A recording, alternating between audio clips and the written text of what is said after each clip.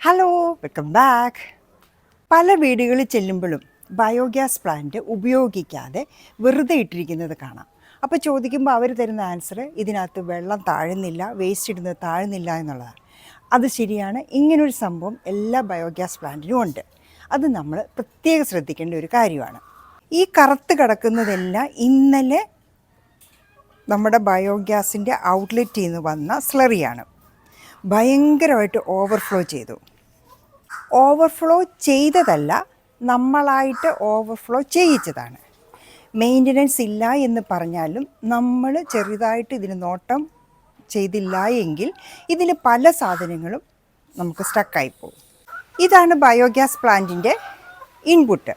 നമ്മൾ ഈ പോർഷനിൽ കൂടെയാണ് നമ്മൾ അകത്തോട്ട് വെള്ളവും ഫുഡ് വേസ്റ്റും എല്ലാം കൂടെ മിക്സ്ഡ് ആക്കി ഇടുന്നത്. എത്രത്തോളം വെള്ളം ഇടുന്നോ അതിൻ്റെ ഈക്വൽ ക്വാണ്ടിറ്റി വെള്ളം ഈ ഔട്ട്ലെറ്റിൽ കൂടെ വരണം, ഈ ഔട്ട്ലെറ്റ് പൈപ്പിൽ കൂടെ. ഇതാണ് ഇതിൻ്റെ ബേസിക് റൂള്.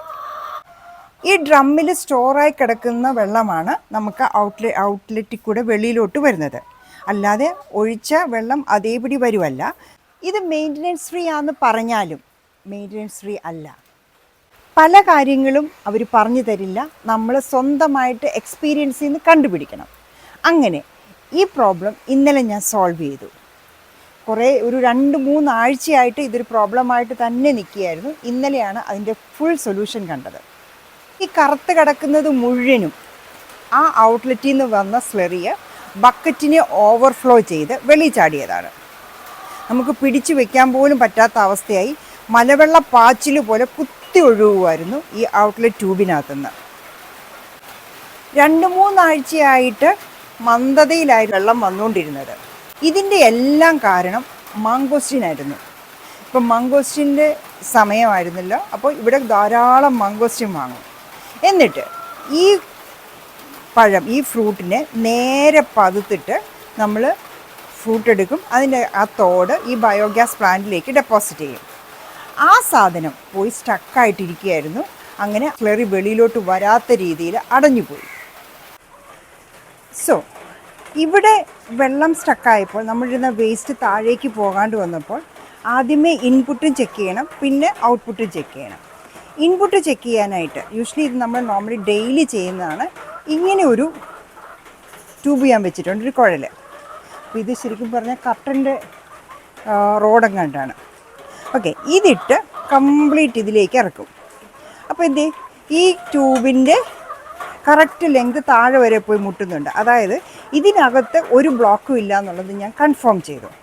ഇനി അപ്പം ഔട്ട്പുട്ടാണ് ചെക്ക് ചെയ്യേണ്ടത്. അപ്പോൾ ഇതിങ്ങനെ നോക്കി ഒന്നുമില്ല, ഫുഡ് വേസ്റ്റ് എല്ലാം ഇങ്ങനെ കിടക്കുന്നു, താഴേക്ക് പോകുന്നുമുണ്ട്. പക്ഷേ എവിടെയോ എന്തോ സംഭവിക്കുന്നു. ഇവിടുന്ന് ഫുഡ് വേസ്റ്റ് താഴേക്ക് പോകുന്നില്ല, പക്ഷേ ഒന്നിനും ഒരു ബ്ലോക്ക് ഇല്ല താനും. യെസ്, അപ്പോൾ ഇൻപുട്ട് ക്ലിയറായി. ഇനി ഔട്ട്പുട്ട് ചെക്ക് ചെയ്യണം. ഔട്ട്പുട്ട് ചെക്ക് ചെയ്യാനായിട്ട് ഇതാണ് ഇതിൻ്റെ ഔട്ട്പുട്ടിൻ്റെ ഓപ്പണിങ്. അപ്പോൾ ഈ ഒരു ക്യാപ്പിനെ ഇങ്ങനെ തുറന്നെടുക്കാം. എടുത്തിട്ട്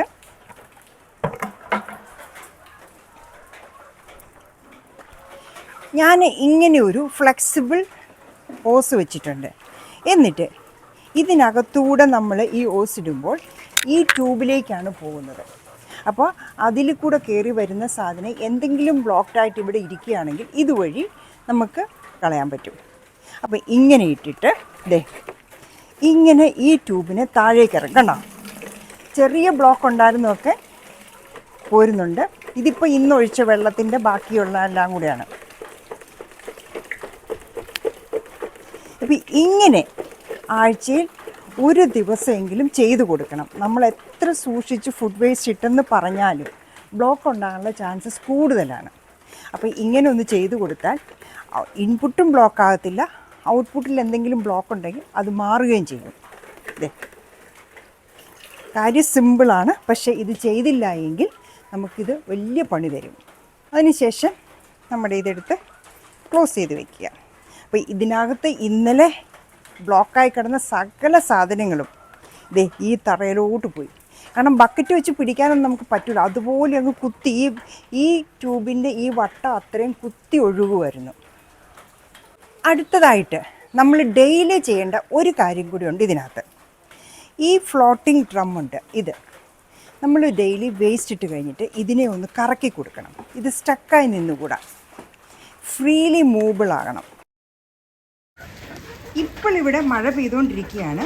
ഈ മഴയത്ത് ഈ കിടക്കുന്ന അഴുക്കെല്ലാം ഒലിച്ചു പൊക്കോളും. അതുകൊണ്ട് ഇന്നലെ നമ്മൾ ചെയ്ത കാര്യം ഒരു തരത്തിൽ പറഞ്ഞാൽ ഇന്നലെ ചെയ്തുകൊണ്ട് ഉപകാരമായി, കാരണം ഇന്ന് മഴയുണ്ട്. കുറച്ച് സ്രവ്യം ഉണ്ടായിരുന്നത് ഞാൻ ബക്കറ്റ് കളക്ട് ചെയ്തിരുന്നു. അതുകൊണ്ടുവന്ന് ഈ തെങ്ങിൻ്റെ ചോട്ടിലൊഴിച്ചു. അപ്പോഴാണ് നല്ല നല്ല വലിയ മാങ്കോസ്റ്റിൻ തോടുകൾ കാണാൻ പറ്റിയത്. ഇതെല്ലാം മാങ്കോസ്റ്റിൻ്റെ തോടുകളാണ്. ഇതൊന്നും ഡൈജസ്റ്റ് ആയില്ല. അതെല്ലാമാണ് അവിടെ ഔട്ട്പുട്ടിന് സ്റ്റക്കായിട്ട് നിന്നിരുന്നത്.